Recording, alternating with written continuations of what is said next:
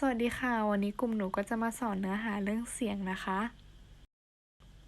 เสียงเกิดจากการสั่นสะเทือนของแรงกำเนิดเสียงอาศัยตัวกลางในการเคลื่อนที่โดยถ่ายทอดพลังงานของการสั่นให้แก่อนุภาคของตัวกลางค่ะ โดยตัวกลางที่เสียงเดินทางได้ดีที่สุดนะคะ ก็จะเป็นของแข็งรองลงมาเป็นของเหลวและแก๊สค่ะ อนุภาคของตัวกลางสั่นแบบ simple harmonic ในทิศเดียวกับทิศการเคลื่อนที่ของเสียงจึงกลายเป็นคลื่นตามยาวค่ะ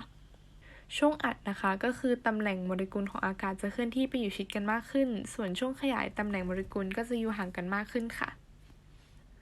ระดับเสียงนะคะ ระดับเสียงสูงก็คือเสียงนั้นจะมีความถี่สูงหรือว่าเสียงแหลมค่ะ ส่วนระดับเสียงต่ำก็คือจะมีความถี่ต่ำแล้วก็เสียงทุ้มค่ะ มนุษย์เราสามารถได้ยินเสียงที่อยู่ในช่วงความถี่ 20-20,000 เฮิรตซ์นะคะ ถ้าต่ำกว่า 20 เฮิรตซ์จะคือคลื่นใต้เสียงหรือว่าอินฟราโซนิกค่ะ ถ้าสูงกว่า 20,000 เฮิรตซ์จะเป็นอัลตราโซนิกหรือว่าคลื่นเหนือเสียงค่ะ คุณภาพของเสียงนะคะคือจะเป็นลักษณะเฉพาะของเสียงที่เกิดขึ้นจากแหล่งกำเนิดเสียงที่ต่างชนิดกันค่ะ เช่น ถ้าเราฟังเสียงจากเครื่องดนตรีต่างชนิดกันเล่นโน้ตตัวเดียวกัน เราจะออกได้ว่าเป็นเครื่องดนตรีต่างชนิดกันค่ะ ความเข้มเสียงค่ะคือกำลังเสียงที่แหล่งกำเนิดเสียงส่งออกไป1หน่วยพื้นที่ต่อหน้าคลื่นทรงกลมค่ะ โดยจะมีสมการที่ใช้หาความเข้มเสียงนะคะ I หรือความเข้มเสียงหน่วยวัตต์ต่อตารางเมตร เท่ากับ P หรือกำลังเสียงหน่วยวัตต์ส่วนด้วย4 pi r กำลัง2ค่ะกำลังเสียงคืออัตราการถ่ายโอนพลังงานของแหล่งกำเนิดใน1หน่วยเวลาจะมีหน่วยเป็นจูลต่อวินาทีค่ะระดับความเข้มเสียงนะคะคือปริมาณที่ใช้บอกความดังของเสียงโดยเปรียบเทียบความเข้มเสียงที่ต้องการวัดกับความเข้มเสียงที่ค่อยที่สุดที่มนุษย์ได้ยินค่ะจะมีหน่วยเป็นเดซิเบล B หรือว่าระดับความเข้มเสียงนะคะเท่ากับ10 log วงเล็บ I หรือว่าความเข้มเสียงส่วนด้วย I 0คือความเข้มเสียงที่มนุษย์เริ่มได้ยินก็คือ10 กำลังลบ 12ค่ะระดับเสียงที่มนุษย์ได้ยินนะคะจะเริ่มจาก0 เดซิเบลก็คือเราจะเริ่มได้ยินค่ะ60 เดซิเบลจะเป็นเสียงพูดคุยปกติ85 เดซิเบลนะคะห้ามได้ยินกันติดต่อเกินวันละ8 ชั่วโมงไม่งั้นจะอันตรายค่ะส่วนถ้าเกิน120 เดซิเบลจะเริ่มเป็นอันตรายต่อหูค่ะโดยจะมีคุณสมบัติต่างๆของเสียงดังนี้นะคะการสะท้อนเกิดขึ้นเมื่อคลื่นเสียงเคลื่อนที่ไปกระทบกับสิ่งกีดขวางจะไม่เกิดการสะท้อนของเสียง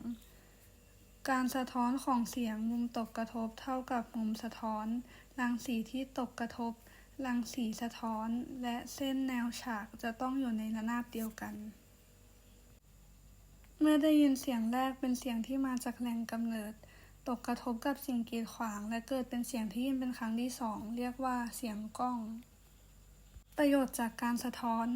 มนุษย์และสัตว์ได้อาศัยประโยชน์จากการสะท้อนของเสียงหลากหลายอย่างเช่นการเดินเรือการประมงการหาความลึกของท้องทะเลการหาระดับน้ำของเรือดำน้ำการหาฝูงปลาโดยการส่งคลื่นอัลตราโซนิกออกไปแล้วรอรับฟังคลื่นสะท้อนจากเครื่องรับการส่งคลื่นชนิดนี้เรียกว่าโซนาร์ประโยชน์ของการสะท้อนที่สัตว์ได้รับเช่นค้างคาวเป็นสัตว์ที่สายตาไม่ดีจึงใช้หลักของการสะท้อนโดยส่งและรับคลื่นความถี่สูงการหักเหของเสียงจะเกิดขึ้นได้ก็ต่อเมื่อเสียงเดินทางผ่านตัวกลางหรืออุณหภูมิที่ต่างกันทำให้อัตราเร็วและทิศทางของเสียงเปลี่ยนไปยกตัวอย่างเช่นในตอนกลางวันนะคะอากาศเหนือพื้นดินจะมีอุณหภูมิที่สูงกว่าอากาศด้านบนเสียงจึงหักเหขึ้นสู่อากาศส่วนในตอนกลางคืนพื้นดินจะมีอากาศต่ำกว่าบริเวณด้านบนจึงทำให้เสียงหักเหลงสู่พื้นดินส่วนการที่เราเห็นฟ้าแลบแต่ไม่ได้ยินเสียงฟ้าร้องนั้นนะคะก็คือเกิดจากมุมวิกฤตคลื่นเสียงจะสะท้อนกลับเดินทางขึ้นด้านบนจึงทำให้ไม่ได้ยินเสียงฟ้าร้องค่ะความสัมพันธ์ระหว่างอัตราเร็วเสียงและอุณหภูมิเสียงจะมีอัตราเร็วเพิ่มขึ้นเมื่อเคลื่อนไหวในตัวกลางที่มีอุณหภูมิสูงขึ้นดังสมการ Vt เท่ากับ331บวก 0.6 t t คืออุณหภูมิของอากาศ Vt คืออัตราเร็วเสียงในอากาศที่อุณหภูมิของอากาศค่ะการเลี้ยวเบนของคลื่นนะคะจะเกิดขึ้นเมื่อความสูงของคลื่นที่จุดหนึ่งสูงกว่าอีกจุดที่อยู่ข้างเคียงค่ะทำให้เกิดการถ่ายเทพลังงานไปตามแนวสั่นคลื่นจะทำให้เกิดความสูงคลื่นปรับตัวไปตลอดแนวสั่นคลื่นค่ะ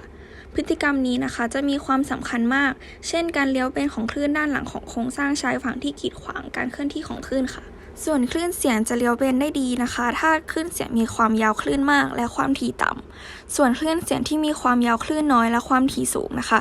จะเคลื่อนที่เกือบเป็นแนวตรงค่ะ การแทรกสอด การแทรกสอดเกิดจากแหล่งกำเนิดเสียงสองแหล่งขึ้นไปมารวมกัน การแทรกสอดแบบเสริมกันและหักหลังกันทำให้เกิดเสียงดังและเสียงค่อย เสียงค่อยเป็นจังหวะจะเรียกว่าบีท ความถี่บีทคือจำนวนครั้งที่ได้ยินเสียงดังในเวลา1วินาที FB เท่ากับ F1 ลบ F2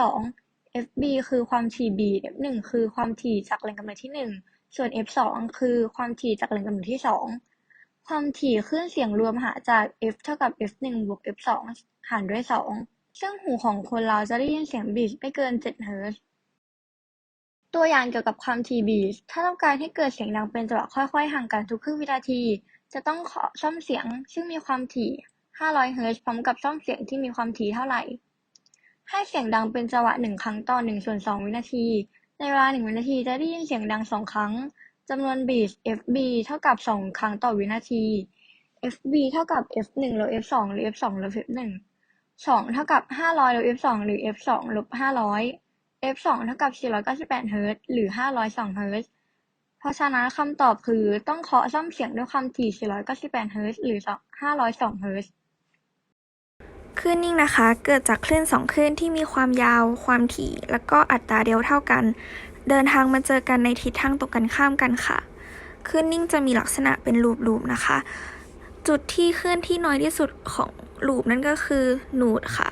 ส่วนจุดที่เคลื่อนที่เยอะที่สุดของลูปนะคะ จะเรียกว่าแอนตินูดค่ะ